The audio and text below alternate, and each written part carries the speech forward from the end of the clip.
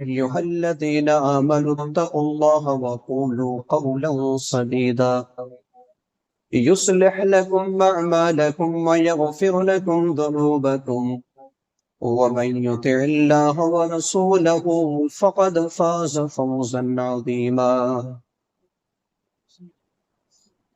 أما بعد فإن خير الحديث كتاب الله وخير الهدي هدي محمد صلى الله عليه وسلم وشر الأمور محدثاتها وكل محدثة بدعة وكل بدعة ضلالة وكل ضلالة في النار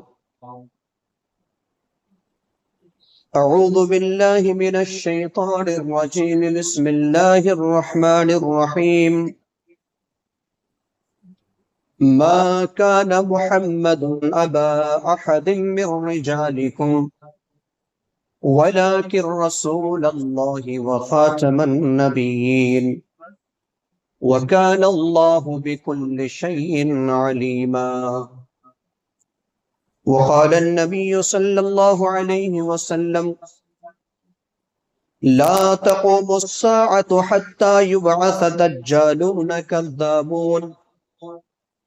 كذابون قريبا من 30 كلهم يزعم أنه رسول الله رواه البخاري رب اشرح لي صدري ويسر لي أمري واحلل عقدة من لساني يفقهوا قولي اللهم رب زدني علما آمين.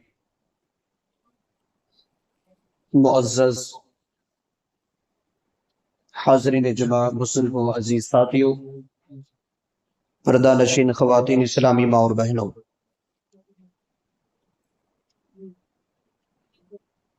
آپ حضرات کی خدمت میں آج کی اس مبارک گھڑی اور بابرکت ساعت میں جس عنوان کو لے کر اللہ سبحانہ و تعالیٰ کی توفیق سے حاضر ہوا ہوں وہ نہایت حساس عنوان ہے اور موجودہ دور کے فتنوں میں سے ایک عظیم ترین فتنہ ہے جس کو ہم کہہ سکتے ہیں کہ ہمارے ایمان کا فتنہ ہے۔ ہمارے ایمان کو ہمارے دلوں سے سلب کرنے کی، کھینچنے کی بے انتہا کوششیں کی جاتی ہیں اور مخالفین اسلام کبھی کھلم کھلا تو کبھی اسلام کا چولا پہن کر ہمارے دلوں سے ایمان کو ختم کرنے کی مختلف قسم کے سازشیں رچتے ہیں، چال چلتے ہیں اور اسی طریقے سے جال بچھاتے ہیں، اور بہت سارے مسلمان ایسے فتنوں میں جس کا تعلق ایمان سے ہے، اور ایمان اگر کسی کے دل سے سلب ہو جائے، ختم ہو جائے، تو وہ انسان ہمیشہ ہمیش کے لیے نار جہنم کا ایندھن بن جاتا ہے۔ اسی لیے پیارے آقا علیہ السلام نے فرمایا تھا کہ لا تدخلون الجنت حتی تؤمنوا، جب تک تم ایمان نہیں لاؤ گے جنت میں داخل نہیں ہو سکتے۔ گویا کہ ایمان جنت میں داخل ہونے کی پہلی شرط ہے، اور اسی ایمان کو سلب کرنے کی انتھک اور بے انتہا کوششیں کی جا رہی ہیں، اور انہی کوششوں میں سے ایک اہم ترین کوشش جو بہت سارے مسلمان اس میں پھنس چکے ہیں وہ ہے نبوت کے جھوٹے دعوے دار کی تصدیق کرنا۔ اللہ تبارک و تعالی نے اس روئے زمین کے اندر بہت سارے انبیاء و رسول کو بھیجے، وقتاً فوقتاً ضرورتاً اللہ تبارک و تعالی اس سلسلہ کو جاری رکھا۔ قرآن مقدس سورہ نحل آیت نمبر 36 میں اللہ تبارک و تعالی نے فرمایا وَلَقَدْ بَعَثْنَا فِي كُلِّ أُمَّةٍ رَسُولًا أَنِ اعْبُدُوا اللَّهَ وَاجْتَنِبُوا الطَّاغُوتَ، ہم نے ہر امت میں ایک رسول کو بھیجا اور تمام رسولوں کی دعوت، تمام رسولوں کا مرکزی عنوان یہی تھا، ان اعبدوا اللہ واجتنبوا الطاغوت، ایک اللہ کی عبادت کرو، شیطانوں کی عبادت سے بچ جاؤ۔ اور اسی سلسلہ کی جو آخری کڑی ہے، نبوت اور رسالت کی آخری کڑی، جہاں سے تمام نبوت اور رسالت کی کڑی کٹ جاتی ہے، وہ ہمارے آخری نبی جناب محمد الرسول اللہ صلی اللہ علیہ وسلم ہے۔ اور جب آپ کی بعثت ہوئی تو اللہ تبارک و تعالیٰ نے آپ پر قرآن کو نازل کیا، اور قرآن کے اندر ایک ایسی آیت نازل کی جو آیت سابقہ رسولوں میں سے، سابقہ کتابوں میں سے کسی کے بارے میں یہ آیت نازل کی۔ وہ کون سی آیت؟ سورۃ الاحزاب، آیت نمبر 40۔ اللہ رب العالمین نے فرمایا، ما كان محمد ابا احد من رجالکم ولكن رسول اللہ وخاتم النبیین۔ محمد صلی اللہ علیہ وسلم تمہارے باپ میں سے کسی کے باپ نہیں ہے، تمہارے مردوں کے باپ میں سے کسی کے باپ نہیں، لیکن اللہ کے رسول ہیں اور تمام نبیوں کو ختم کرنے والے۔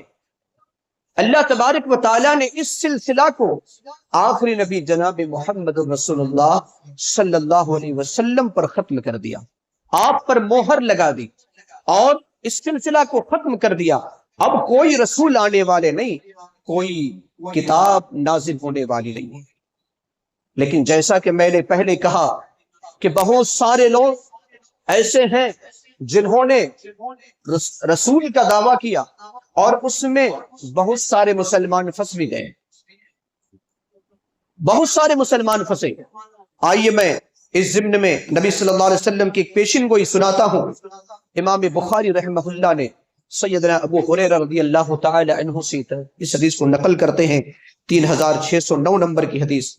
آپ صلی اللہ علیہ وسلم نے فرمایا، لا تقوم الساعہ، قیامت قائم نہ ہوگی، حتی یبعث، یہاں تک کہ بھیجا جائے گا، دجالون کذابون قریبا من 30، کتنے؟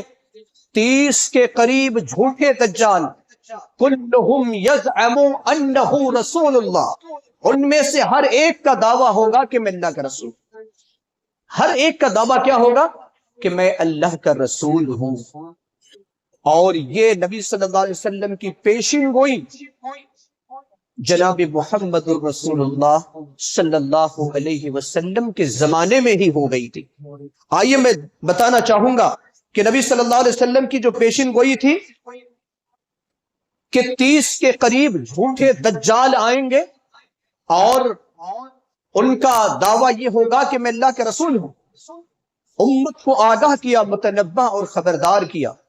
اور ہمارے معاشرے کے اندر یہ فتنہ کو پھیلانے کی کوشش کی جاتی ہے۔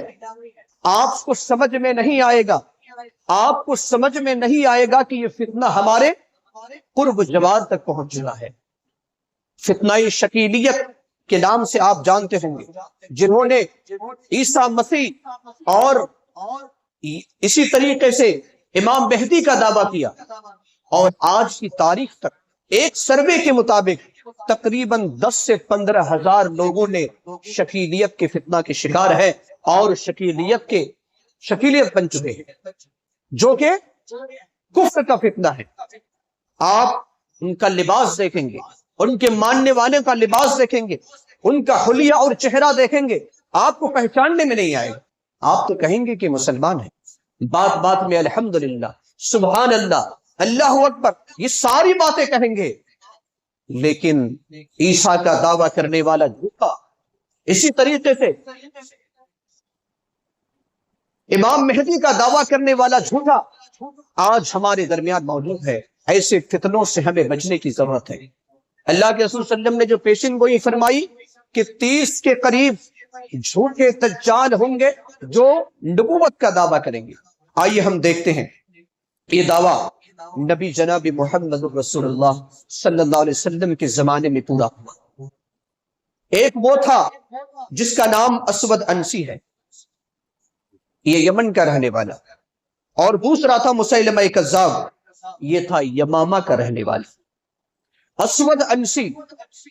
یہ جو شخص تھا، انہوں نے، یہ شعبدہ باز تھا، اسے جادوئی کلام آتا تھا، جادوئی ہنر تھا، اور یمن کے اندر انہوں نے نبی صلی اللہ علیہ وسلم کے زمانے میں یہ فتنہ پھیلایا کہ میں بھی اللہ کا رسول، اللہ کی طرف سے مجھ پر وحی نازل ہوتی ہے، اور اللہ تبارک و تعالی نے اس شخص کو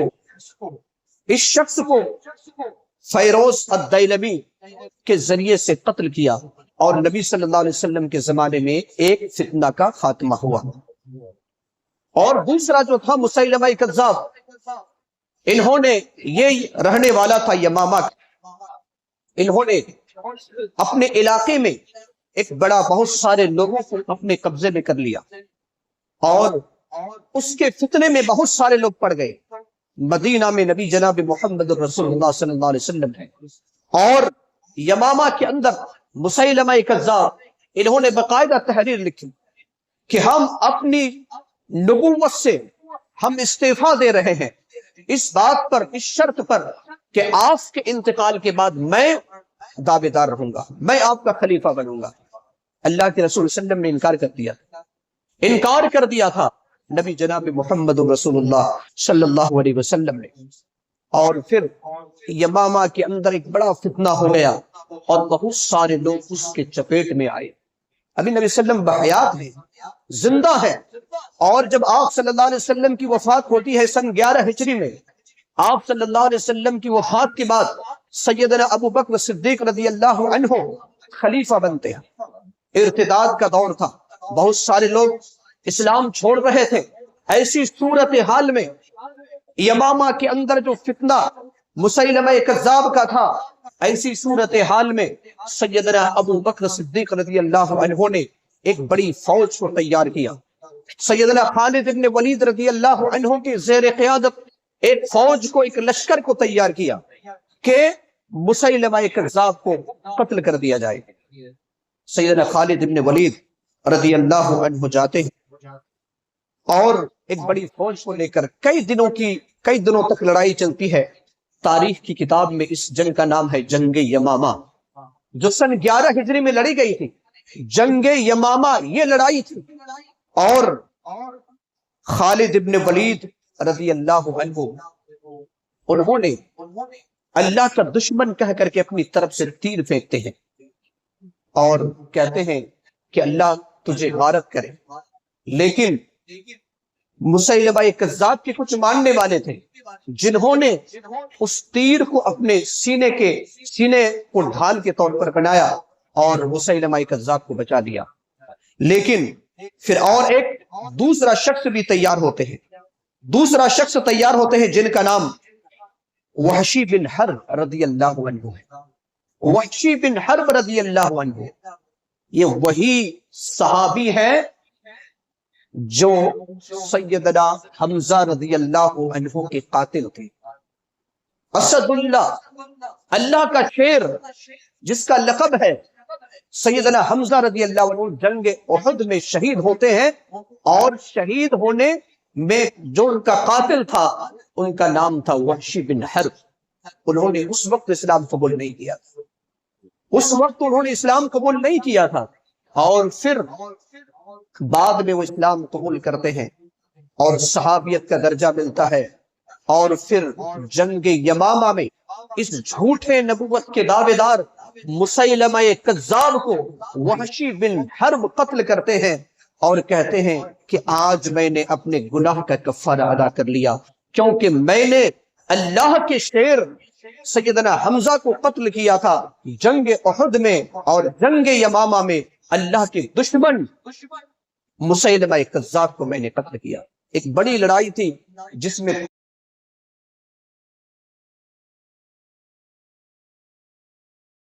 دین ایسے واقعات آتے ہیں شریعت کے اندر، دین اسلام کے اندر، نبی صلی اللہ علیہ وسلم کے زمانے اور اس کے بعد میں، کہ 70 لوگ شہید ہوتے ہیں۔ بیر مونا کا واقعہ جس میں 70 جلیل القدر صحابہ جو حافظ قرآن اور عالم دین تھے، ان کو قتل کیا جاتا ہے۔ جنگ احد میں 70 جلیل القدر صحابہ شہید ہوتے ہیں، اور جنگ یمامہ میں، یہ جنگ یمامہ جو جھوٹے نبوت کا دعوے دار تھا مسیلمہ کذاب، اس کے ساتھ قتل کرنے میں، اس کے ساتھ جنگ کرنے میں 70 مسلمان شہید ہوئے تھے۔ بہرحال اسے موت کے گھاٹ اتار دیے گئے۔ اللہ کے رسول صلی اللہ علیہ وسلم نے اپنے زمانے میں ایک خواب دیکھا تھا۔ خواب یہ تھا کہ میرے ہاتھ میں 2 سونے کے کنگن ہیں۔ دیکھیں، سونے کا کنگن مردوں کے لیے حلال نہیں ہے۔ اللہ کے رسول صلی اللہ علیہ وسلم فرماتے ہیں، صحیح بخاری کی روایت ہے کہ میں نے دونوں ہاتھ میں خواب میں دیکھ رہا ہوں کہ سونے کے کنگن ہیں۔ بعض روایت کے اندر ہے کہ میں کھول کر پھینک دیا، اور بعض روایت کے اندر ہے کہ میں نے اسے پھونکا، اس طریقے سے پھونک مارنے کی وجہ سے وہ کنگن مل گئے۔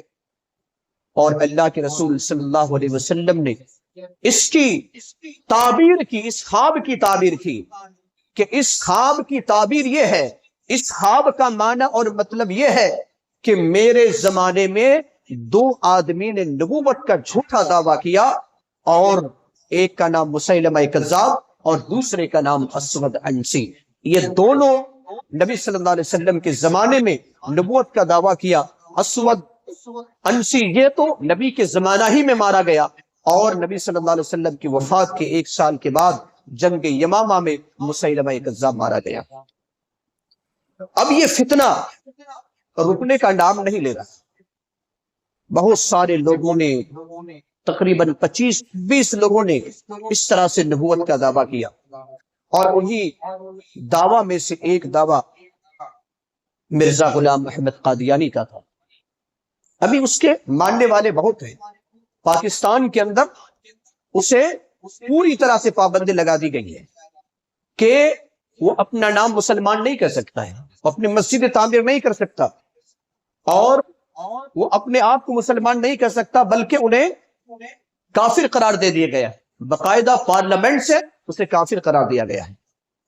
آج ہمارے ہندوستان کے اندر اس طرح کے فتنے جنم لیتے ہیں دیہاتوں میں، اور ایسے لوگوں کے پاس جن کے پاس دینی تعلیم نہیں ہوتی، جو اپنے آپ کو سیکولر مسلم کہتے ہیں، ایسے لوگوں کے پاس جا کر کے ان فتنوں کے شکار کراتے ہیں۔ لہذا ہمیں متنبہ اور خبردار ہونے کی ضرورت ہے کہ یہ فتنہ کہیں ہمارے دل کے اندر نہ آ جائے، کیونکہ یہ ایمان کا فتنہ ہے، یہ ایمان کو سلب کرنے کا فتنہ ہے، بہت بڑا فتنہ، اور اس فتنہ سے ہمیں ہوشیار رہنے کی ضرورت ہے۔ اسی طریقے سے جب مرزا غلام احمد قادیانی انہوں نے نبوت کا دعویٰ کیا، اور انہوں نے بھی اپنے بہت سارے ماننے والوں کو دنیا کے اندر پھیلا دیا۔ یورپ ممالک کے اندر یہ آپ آج کے دور میں تبلیغ کر رہے ہیں، آج کے دور میں یورپ ممالک کے اندر یہ تبلیغ کی جا رہی ہے۔ تو کہنے کا مطلب یہ ہے کہ یہ بہت بڑا فتنہ ہے جو قادیانیت کا فتنہ ہے، جنہوں نے جھوٹے نبوت کا دعویٰ کیا تھا۔ ابھی فی الحال جو فتنہ ہمارے درمیان چل رہی ہے، اور ایک بات بتا دوں کہ قادیانیت کے یہاں ایک کتاب، بڑی مشہور ترین کتاب ہے، اس کتاب کا نام ہے تذکرہ، اور ان کے بقول کہ یہ اللہ کی طرف سے وحی الہی ہے۔ نعوذ باللہ، جس طریقے سے ہم قرآن کو وحی الہی مانتے ہیں کہ اللہ کا کلام ہے، مرزا غلام احمد قادیانی کی طرف منسوب کر کے ایک کتاب لکھی گئی تذکرہ، ٹھیک قرآن جیسی موٹی کتاب ہے، اور اس کتاب کو کہتے ہیں کہ منظم من اللہ، نعوذ باللہ من ذالک، کہ اللہ کی طرف سے نازل کردہ الہام کے طور پر، وحی کے طور پر، اور اسی طریقے سے یہ جو ہے نبی ہے۔ فتنوں میں سے ایک فتنہ جو ہمارے درمیان ابھی آپ کے قرب جوار میں، حالانکہ یہ اس فتنے کا آغاز ہوا تھا بہار کی سرزمین سے، بہار کی سرزمین سے، دربھنگا ضلع عثمان پور ایک گاؤں ہے، وہاں پر ایک آدمی پیدا ہوتا ہے جس کا نام ہے شکیل، اس کا باپ کا نام ہے حنیف خان۔ یہ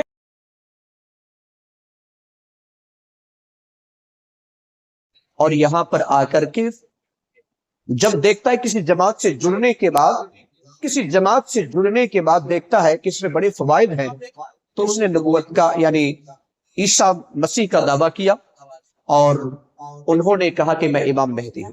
دلی میں کئی جگہوں نے انہوں نے تبدیلی کی، اور ابھی فی الحال آپ کے قریب مہاراشٹر ناگپور کے ایک جگہ پر انہوں نے ایک اڈا بنایا ہوا ہے، اور رحمت نگر کوئی جگہ ہے ناگپور کے اندر، وہاں پر اس کا گاؤں، اس کا گھر ہے، اور وہاں پر ابھی یہ جو فتنہ شکیلیت کا فتنہ ہے وہاں سے پھیلا رہا ہے، اور اس کے چپیٹ میں تقریباً 10 سے 15 ہزار آدمی آ چکے ہیں، اس کو عیسیٰ مسیح مان چکے ہیں، اس کو امام مہدی مان چکے ہیں، اور اپنے ایمان سے ہاتھ دھو چکے ہیں، اور اگر اسی حالت میں اس کی موت ہو جائے تو ہمیشہ ہمیشہ کے لیے وہ جہنم رسید ہو جائے گا۔ یہ بات پکی ہے، کیونکہ ہمارے آخری نبی جناب محمد رسول اللہ صلی اللہ علیہ وسلم ہی آخری نبی ہیں، آپ کے بعد کوئی نبی نہیں۔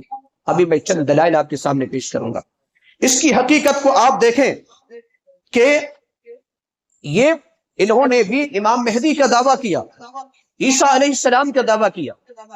اس روئے زمین کے اندر عیسیٰ علیہ السلام کو کئی فضیلت ہے دیگر لوگوں میں، ان میں سے ایک فضیلت جو کسی انسانیت کو یہ نہیں ہے، اور وہ یہ ہے کہ عیسیٰ علیہ السلام بغیر باپ کے پیدا ہوئے۔ اسی لیے ہر نبی کی نسبت باپ کی طرف ہے، لیکن جب عیسیٰ علیہ السلام کی نسبت کی جاتی ہے تو ماں کی طرف۔ عیسیٰ ابن مریم، قرآن آپ پڑھیں گے کئی جگہوں پر یہ آیت آئے گی، عیسیٰ ابن مریم، یعنی مریم کے بیٹے کون؟ عیسیٰ۔ انہوں نے بھی کہا کہ میں عیسیٰ ابن مریم ہوں۔ کس نے؟ شکیل نے کہا کہ میں عیسیٰ ابن مریم ہوں۔ اس کے گاؤں میں جب جا کر کے دیکھا گیا، تحقیق کی گئی، عثمان پور گاؤں کا نام ہے، دربھنگا ضلع بہار میں، تو پتا چلا کہ اس کی ماں کا نام خوشتری بیگم تھا۔ کیا نام تھا؟ خوشتری بیگم۔ بتائیے، جو اپنی ماں کا نہ ہو سکا وہ امت کا ہو سکتا ہے؟ اپنی ماں کا نام اس نے کیا بتایا؟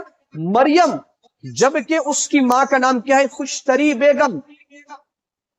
عیسیٰ علیہ السلام کے کوئی باپ نہیں، اور شکیل کا باپ کا نام ہے حنیف، کہتا ہے کہ میں عیسیٰ مسیح ہوں، اور بہت سارے جو نبی صلی اللہ علیہ وسلم نے پیشین گوئیاں فرمائی تھی کہ دجال آنے والے ہیں، امام مہدی آنے والے ہیں، عیسیٰ علیہ السلام آنے والے ہیں، تو یہ سب کے سب میں ہوں، دجال میں نہیں۔ یعنی انہوں نے کہا کہ میں امام مہدی ہوں اور عیسیٰ علیہ السلام، اور دجال کے بارے تو انہوں نے بڑی عجیب و غریب بات کہی، بڑی عجیب و غریب بات کہہ کر کے لوگوں کو بہکا رہے کہ نبی صلی اللہ علیہ وسلم نے جو بتایا تھا نا کہ دجال آنے والا ہے، اس کی آنکھ جو ہے کالی ہوگی، اور اس کے پیشانی پر کافر لکھا ہوا ہوگا۔ اصل میں ابھی کے علماء یہ نہیں سمجھتے، کیونکہ ٹیکنالوجی کا زمانہ ہے، چونکہ وہ عصری علوم میں ماہر ہے، تو لوگوں کو جو وہ اسٹوڈنٹ جو کالج اور یونیورسٹیز میں پڑھنے والے ہیں، ان لوگوں کو بہکاتے ہیں جو دین اسلام سے جڑ کر نہیں ہے، صرف نام عبداللہ عبد الرحمن ہے، لیکن کسی درس میں، اسلامی جو درس ہوتا ہے اس میں شریک نہیں ہوتا، اسلام کے بارے میں کچھ نہیں مانتا۔ اب وہ سمجھاتا کیا ہے کہ دیکھو، اس دور کا جو دجال ہے وہ امریکہ اور فرانس ہے۔ اس دور کا دجال کون ہے؟ امریکہ اور فرانس۔ کہا کس طریقے سے؟ کہ امریکہ کا آخر میں جو کاف الف ہے، اور فرانس کا شروعات میں فارا، یعنی اگر کاف الف، امریکہ کا کاف الف اور فرانس کا فارا، کیا ہوگا؟ کافر۔ کہا کہ یہی کافر ہے اور یہی دجال ہے، اور اس کی جو ایک آنکھ کانی ہوگی وہ دراصل آج کے موجودہ ایجادات میں سے سیٹلائٹ ہے۔ اس کی ایک ہی آنکھ ہے، سیٹلائٹ۔ آج ٹیکنالوجی کا زمانہ ہے، اس طریقے سے بیوقوف بنا رہے ہیں۔ اور جنگی جہاز، حدیث کے اندر آتا ہے کہ ایک سواری بھی اس کی ہوگی، کس کی؟ دجال کی۔ کہا کہ اس سے مراد جنگی جہاز ہے جو آج کے دور میں وجود میں ہے۔ تو اس طریقے سے بیوقوف بناتا ہے کون؟ شکیل بن حنیف، اور اپنے جال میں پھنساتا ہے۔ یہ ایسے فتنے سے ہمیں بچنے کی ضرورت ہے مسلمانوں۔ اور میں آپ کو بتاؤں کہ اللہ تبارک و تعالیٰ نے قرآن مقدس کے اندر اس کے خلاف بات کہی ہے۔ اللہ تبارک و تعالیٰ نے جیسا کہ میں نے بتایا سورہ احزاب کے اندر آیت نمبر 40 میں آپ کے بارے میں فرمایا ما کان محمد ابا احد من رجالکم ولکن رسول اللہ وخاتم النبیین۔ آیت نمبر 40 ہے سورہ احزاب کی۔ ہر مسلک کی تفسیر کو آپ اٹھا کر دیکھ لیں، کسی بھی مسلک کی تفسیر اور کسی بھی مکتبہ فکر کی تفسیر آپ اٹھا کر دیکھیں گے، اگرچہ نبی کے مقابلے میں کسی نے امام کو اول درجہ دے دیا، نبی کی حدیث کو چھوڑ کر اپنے امام کو بات مانا، لیکن تفسیر کے اندر لکھنے پر مجبور ہوئے کہ آپ صلی اللہ علیہ وسلم آخری نبی ہیں، آپ کے بعد کوئی نبی نہیں آ سکتے۔ اور اللہ کے رسول صلی اللہ علیہ وسلم کی بہت ساری حدیثیں ہیں، انگنت بے شمار حدیثیں ہیں۔ مثال کے طور پر اللہ کے رسول صلی اللہ علیہ وسلم فرماتے ہیں، صحیح مسلم 2404 نمبر کی حدیث، آپ وسلم کیا فرماتے ہیں؟ سیدنا علی رضی اللہ عنہ کے بارے میں فرماتے ہیں، کہتے ہیں انت منی بمنزلت ہارون من موسیٰ، کہ اے علی تمہارا مقام میرے نزدیک وہی ہے جو مقام ہارون کا موسیٰ علیہ السلام کے پاس تھا، لیکن ہارون نبی ہیں، نبی تھے وہ۔ آپ نے فرمایا الا انہ لا نبی بعدی، مگر یاد رکھو کہ میرے بعد کوئی نبی نہیں۔ اگر نبی ہوتے تو نبی صلی اللہ علیہ وسلم کس کی طرف منسوب کرتے؟ علی رضی اللہ عنہ کی طرف۔ آپ نے فرما دیا الا انہ لا نبی بعدی، میرے بعد کوئی نبی نہیں ہے۔ اسی طریقے سے آپ صلی اللہ علیہ وسلم کی ایک لمبی حدیث ہے صحیح بخاری 3532 میں، اس میں آیا ہے کہ انا العاقب، عاقب پیچھے جانے والے کا، یعنی تمام انبیاء کی جماعت آگے چلی گئی، میں آخر میں ہوں، میرے بعد کوئی نبی۔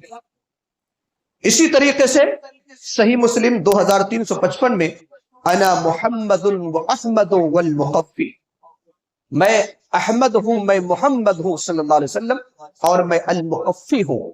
اس کا معنی بھی یعنی نبیوں کو ختم کرنے والا یا نبیوں پر مہر لگانے والا۔ صحیح الجامع کے اندر ہے انا آخر الانبیاء، میں آخری نبی ہوں، وانتم آخر الامم، ہمیں کہا اللہ کے رسول صلی اللہ علیہ وسلم نے کہ اور تم آخری امت ہو۔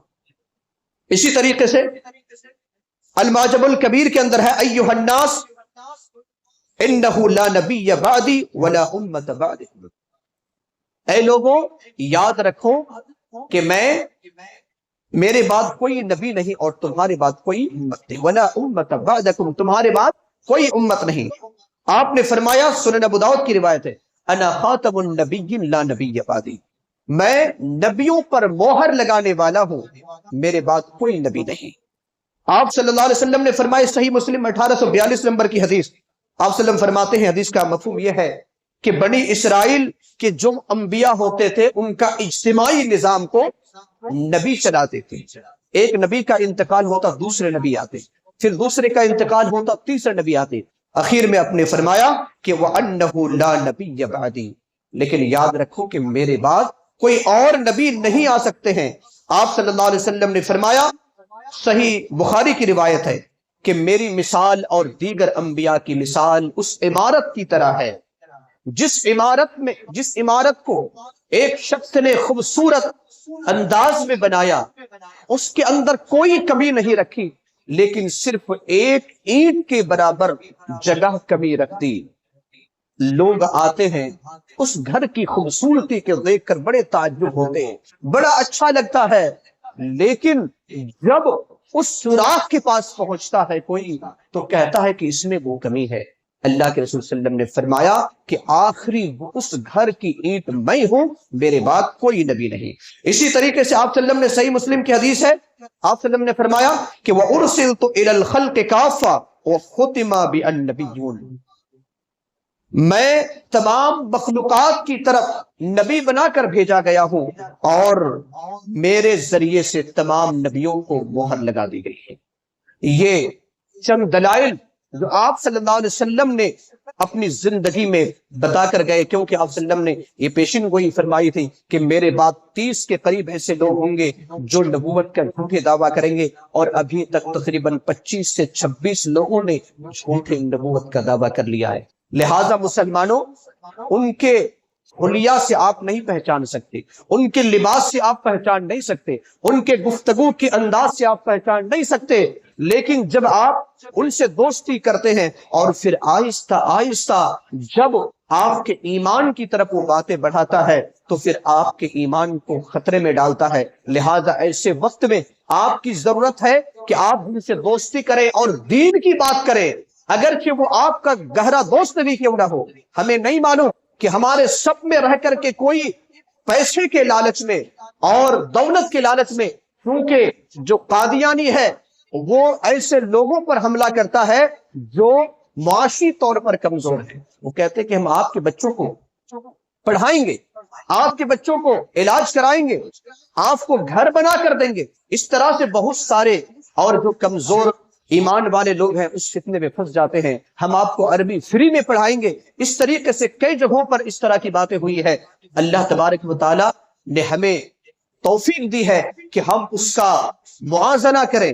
اللہ رب العالمین نے ذہن و دماغ دیا ہے، یہ ایمان کا فتنہ ہے مسلمانوں، اسی لیے ہوشیار رہنے کی ضرورت ہے۔ میں ہوشیار کرنا چاہتا ہوں، متنبہ اور خبردار کرنا چاہتا ہوں کہ ہمارے نبی جناب محمد الرسول اللہ صلی اللہ علیہ وسلم آخری نبی ہیں، آپ کے بعد کوئی نبی نہیں۔ کوئی بھی اگر نبوت کا دعویٰ کرے، اور یہ بھی یاد رہے کہ ہمارا عقیدہ ہے قرآن کے مطابق، حدیث کے مطابق، کہ سیدنا عیسیٰ علیہ السلام کو آسمان پر اٹھا لیا گیا۔ قادیانی کا عقیدہ کیا ہے؟ کبھی کہتا ہے کہ کشمیر میں آ کر اس کی موت ہو گئی، کبھی کہتا ہے کہ فلسطین میں اس کی موت ہو گئی۔ ہمارا عقیدہ ہے، قرآن کا عقیدہ ہے کہ عیسیٰ علیہ السلام کو آسمان میں اٹھا لیا گیا، اور آخری زمانے میں 10 جو بڑی بڑی نشانیاں ہیں قیامت کی، ان میں سے عیسیٰ علیہ السلام کا آنا بھی ایک عظیم ترین نشانی ہے۔ اور عیسیٰ علیہ السلام آئیں گے تو نبوت کا دعویٰ نہیں کریں گے، نبوت کا دعویٰ نہیں کریں گے، بلکہ وہ نبی صلی اللہ علیہ وسلم کی امتی بن کر آئیں گے، نبی صلی اللہ علیہ وسلم کے طریقے پر عمل کریں گے، قرآن اور حدیث کے مطابق عمل کریں گے۔ ان کے اوپر جو کتاب انجیل نازل ہوئی تھی اس کتاب پر عمل نہیں کریں گے، بلکہ قرآن اور حدیث پر عمل کریں گے، کوئی دوسری کتاب نہیں ہوگی۔ یہ بھی ہمیں یاد رکھنا چاہیے۔ اللہ تبارک و تعالیٰ سے دعا ہے کہ اللہ تبارک و تعالیٰ ہم تمام لوگوں کو ہر قسم کے فتنے سے محفوظ رکھے۔ اللہ رب العالمین ہمارے ایمان کی حفاظت فرمائے اور ایسے فتنوں کا اللہ تبارک و تعالیٰ خاتمہ فرمائے۔ اے اللہ، ہمارے جو مرحومین اور مرحومات ہیں ان کی قبر کو نور سے منور فرما دے، انہیں جنت الفردوس میں اعلیٰ مقام نصیب عطا فرما۔ ہم میں سے جو بیمار ہے اے اللہ تو نے شفاء کاملہ اور صحت عاجلہ نصیب عطا فرما۔ جو جس پریشان حال میں مبتلا ہے ان کی پریشانی کو دور فرما دے۔